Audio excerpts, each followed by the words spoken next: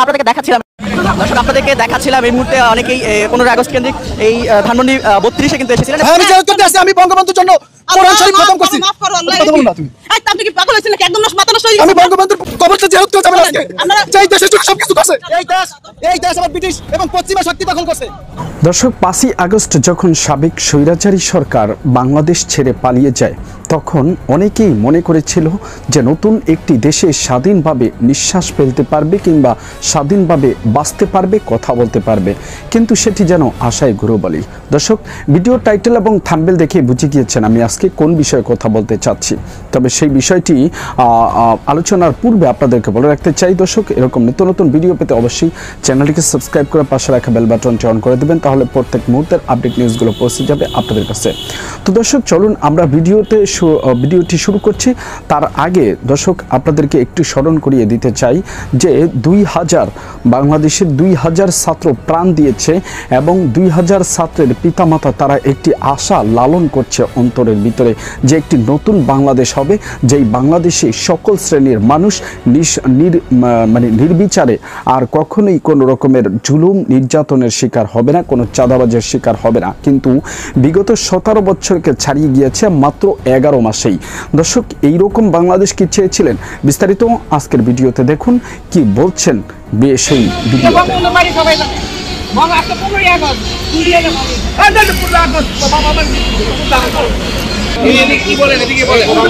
কি সমস্যা বলেন?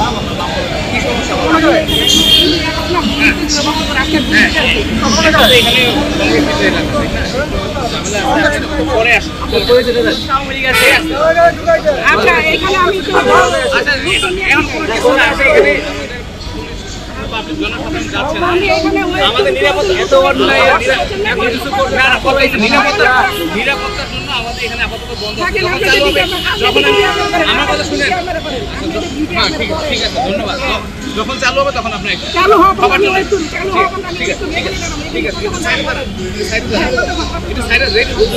আমাদের উদ্বোধন করতে যখন চালু করে দেবে তখন আপনি যাবেন।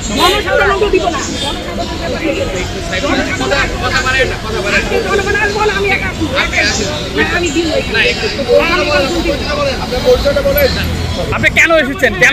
বঙ্গবন্ধুর বাড়ি, এটা ফুল দেওয়ার জন্য বঙ্গবন্ধুর বাড়িতে।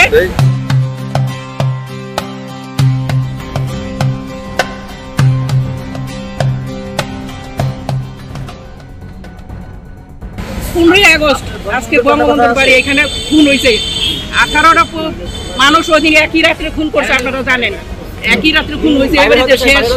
শেষ যে নিঃশ্বাস এখানে ত্যাগ করছে বঙ্গবন্ধু। এই কারণে আমি এখানে ফুল দিতে আসছি। জনগণ আসুক না আসুক, জনগণ আসুক না আসুক, আমি তো একজন আসলি যেখানেই থাক, আমি আওয়ামী লীগ করি, ঠিক আছে, কি পদে আমি এটা জানি না। আপনারা এত বছর তো ফুল দিয়ে আইছেন, আমি ফুল দিতে দেন, আমি ফুল দিয়ে চলে যাব। আমাকে please you help me please, আমি ফুল দিয়ে চলে যাব। লোকজন নিয়ে আসি নাই, আমি কোনো নেতা কর্মী নিয়ে আসি নাই, আমি কোনো দল নিয়ে আসি নাই, আমি কোনো মিছিল মিটিং করি নাই, আমি একা আসছি, আমি স্রেফ একা আসছি। আমার ফুল দিতে দেন, এনি হাও ফুল দিতে দেন, দিয়া আমি চলে দেবো। এখানে কোনো স্লোগান গাই নাই, এখানে কোনো স্লোগান দেয় নাই, আমি কোনো জয় বাংলা বলি নাই। আর যে পর্যন্ত দিতে দিবেন না, ওই পর্যন্ত আমি দাঁড়াই থাকবো। ওই পর্যন্ত এনি হাওয়াই দাঁড়াতে ফুল নিতে যাবো না। প্রয়োজন মতো অ্যারেস্ট করবেন, করেন, আমি এখানে দাঁড়াই থাকবো। আমি ফুল দিয়েই যাবো। এটা বঙ্গবন্ধু বাড়ি, এইখানে খুন হয়েছে, আমি যেখানেই যাই ফুল দিয়ে যাবো। আপনারা 16 বছর তো ফুল দিয়ে আইছেন নাকি? 2-1 বছর ফুল, এখন যদি আপনাদের কাছে পালাই গেছে, এখন যদি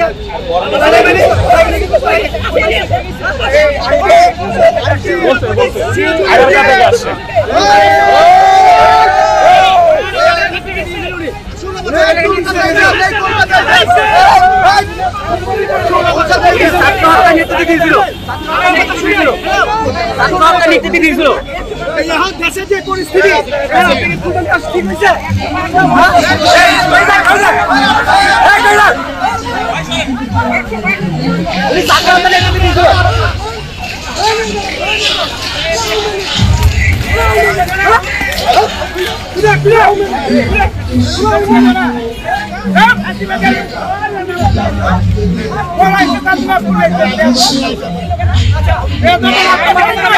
দেশের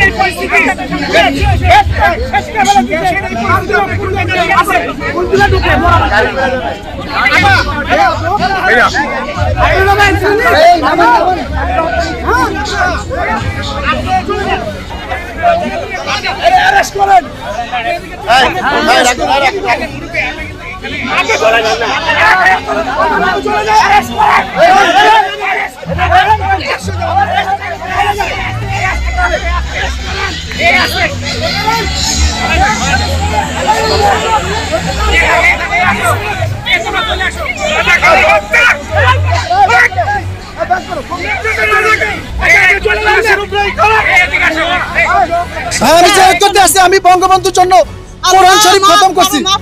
কথা বলো না তুমি। আপনি কি পাগল হয়েছেন নাকি? একদম মাথা নষ্ট হয়ে গেছে। আমি বঙ্গবন্ধুর দর্শক আমরা দেখতে পাচ্ছি ভাই এগুলো একটু ক্যামেরা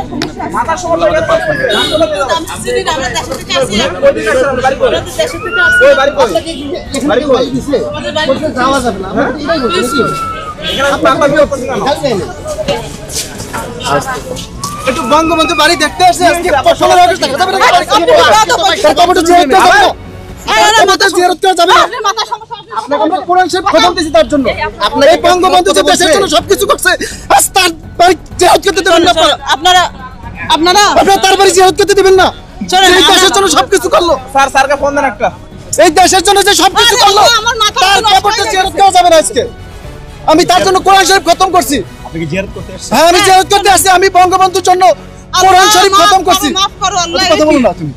আপনি কি পাগল হয়েছেন নাকি? একদম মাথা নষ্ট হয়ে গেছে। আমি বঙ্গবন্ধুর কবরটা জিয়ারত করা যাবে না আজকে আপনারা যে এই দেশের জন্য সবকিছু করছে। বান্ডেল থাকলে প্রতি সেনমানিতে টাকা বাঁচবে। বিকাশ সেনমানি বান্ডিল কিনে জিতুন প্রতি লেনদেনে। যে এই দেশের জন্য জীবন দিয়েছে তার কবরটা যদি জিয়ারত না করা যায় কে পারবে?